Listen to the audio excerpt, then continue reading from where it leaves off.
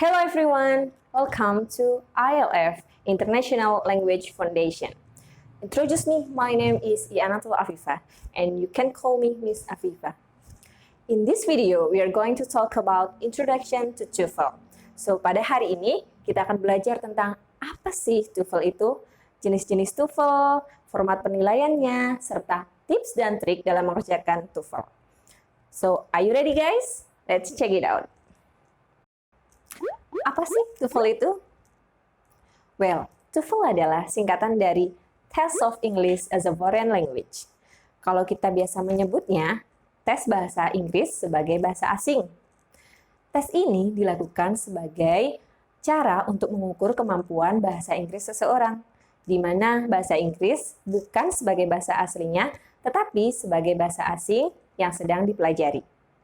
Tes ini distandarisasi oleh sebuah lembaga yang bernama ETS atau Educational Testing Service dari Amerika Serikat. Lalu, untuk apa sih mengikuti TOEFL? Kenapa banyak orang berbondong-bondong mengikuti kursus TOEFL, tes TOEFL, dan lain sebagainya? Nah, sebagai bahasa internasional, tes ini hampir dibutuhkan oleh banyak kalangan dari berbagai negara juga, baik itu sebagai persyaratan dalam pendidikan maupun dalam pekerjaan. Berikut beberapa alasan mengapa seseorang mengambil tes TOEFL. Yang pertama, sebagai persyaratan melanjutkan studi S2 dan S3. Yang kedua, sebagai persyaratan menyelesaikan studi. Yang ketiga, sebagai persyaratan mengajukan program short course, exchange, atau bahkan study abroad. Yang keempat, sebagai persyaratan melamar pekerjaan atau meningkatkan jenjang karir. Dan yang kelima, sebagai persyaratan mengajukan beasiswa. Dan masih banyak lainnya. Well, now we are going to talk about jenis-jenis TOEFL.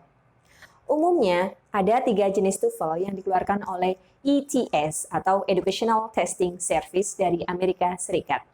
Yang pertama, TOEFL PBT atau Paper Based Test.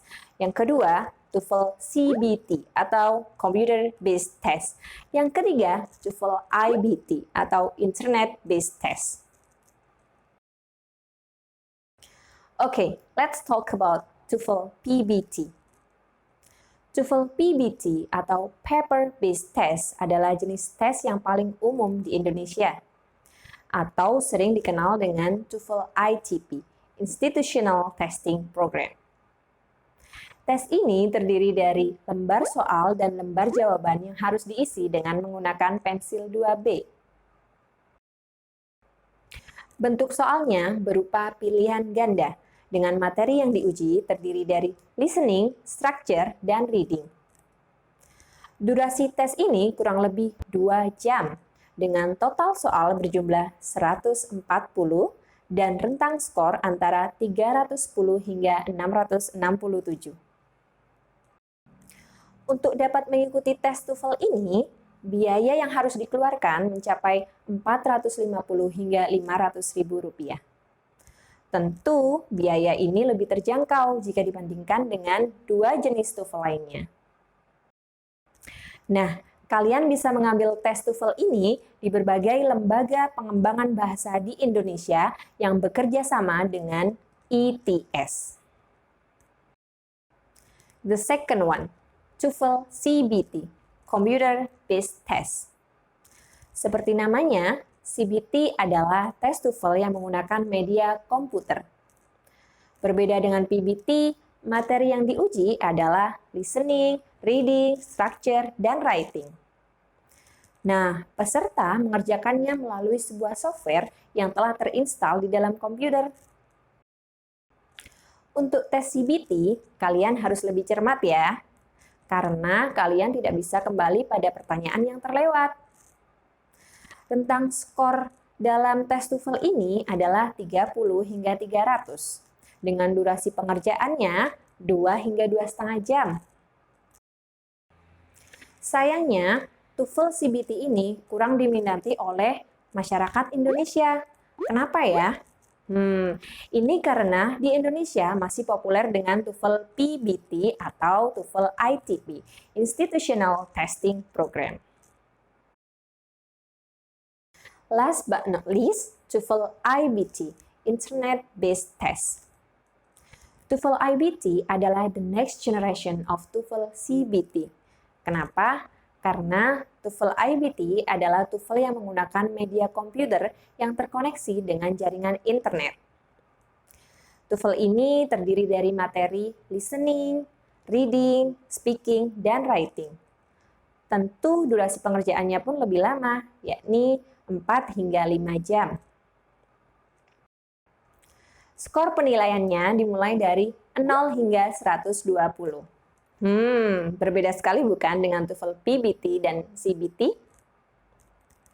Nah, untuk mengikuti TOEFL ini, teman-teman harus mengeluarkan biaya yang sedikit lebih tinggi, yakni 195 USD, atau setara dengan 2,8 juta rupiah. Wow, nominal yang tidak sedikit bukan? Anyway, dari ketiga jenis TOEFL tersebut, teman-teman mau pilih TOEFL yang mana nih? Nah, karena di Indonesia masih populer dengan TOEFL PBT atau ITP, let's just focus on TOEFL PBT. Well, TOEFL PBT dibagi menjadi 3 bagian. Section 1, Listening Comprehension, terdiri dari 50 soal dengan waktu 35 menit dan skor 31 hingga 68. Section 2, Structure and Written Expression, yang terdiri dari 40 soal dengan waktu 25 menit. Skornya di antara 31 hingga 68. Section 3, Reading Comprehension, terdiri dari 50 soal dengan waktu 55 menit dan skor 31 hingga 67. Total ada 140 soal dengan durasi pengerjaan 115 menit dan skor 310 hingga 667. Lalu, bagaimana untuk menentukan skor TOEFL yang kalian peroleh? Nah, ada yang namanya tabel konversi. Dengan tabel konversi ini, kalian akan terbantu untuk menentukan berapa skor yang kalian dapat berdasarkan jumlah jawaban yang benar. Nah, sekarang kita praktek untuk menentukan skor TOEFL yang kita peroleh. Sebagai contoh, pada section 1 kita mendapatkan jawaban benar 32. Maka skor dalam tabel konversi adalah 52. Section 2, jawaban benar adalah 30, sehingga skor dalam tabel konversi adalah 54. Section 3, jawaban benar adalah 35, maka skor yang kita dapat adalah 52. Sehingga total nilai konversi dikali 10 dibagi 3, maka kita akan mendapatkan 158 dikali 10 dibagi 3 menjadi 527. Dan itu adalah hasil skor TOEFL kita. Oke, sekarang saya akan membagikan tips dan trik dalam mengerjakan soal TOEFL. Yang pertama, agar pendengaran teman-teman semakin peka terhadap soal listening, maka perbanyaklah menonton film-film dengan subtitle bahasa Inggris atau podcast yang berbahasa Inggris. Yang kedua, seringlah berlatih soal-soal TOEFL secara mandiri, karena ini dapat dijadikan sebagai simulasi sebelum tes resmi dari ITS. Yang ketiga, sesi listening butuh konsentrasi yang sangat tinggi. Maka cukup beri tanda titik pada lembar jawaban kalian.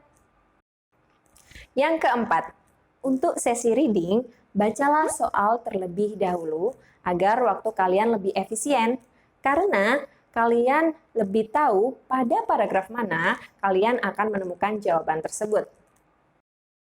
Yang kelima, karena terbatasnya waktu, maka kalian bisa menyiasati dengan fokus pada soal-soal yang memiliki skor lebih tinggi, seperti structure dan listening.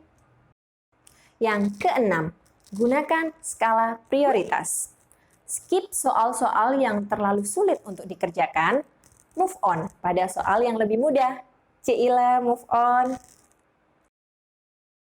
Yang ketujuh, sebagian besar soal TOEFL memiliki pola nomor 1 hingga 15 mudah, nomor 16 hingga 40 susah. Maka jika ada waktu yang lebih luang, koreksi soal-soal yang lebih sulit. Yang kedelapan, konsumsilah makanan-makanan sehat untuk meningkatkan konsentrasi otak kalian sehingga skor TOEFL kalian bisa tinggi. Yang kesembilan, pastikan datang 15 menit sebelum tes dimulai. Hal ini untuk menyiapkan alat tulis kalian dan juga diri kalian. Gimana? Are you ready, guys? Saya yakin dengan mengikuti kursus online TOEFL ini dan mengikuti tips dan trik dalam kursus ini, kalian akan mendapatkan skor TOEFL yang sangat memuaskan. Well, we have learned about the introduction to TOEFL. Kita sudah mempelajari apa sih TOEFL itu, jenis-jenis TOEFL, format penilaiannya, serta tips dan trik dalam mengerjakan TOEFL. Yang perlu diingat, persiapkan diri kalian sebaik mungkin dengan terus belajar dan berlatih. So, that's all for today. Hope you find this video helpful. Thank you guys. See you.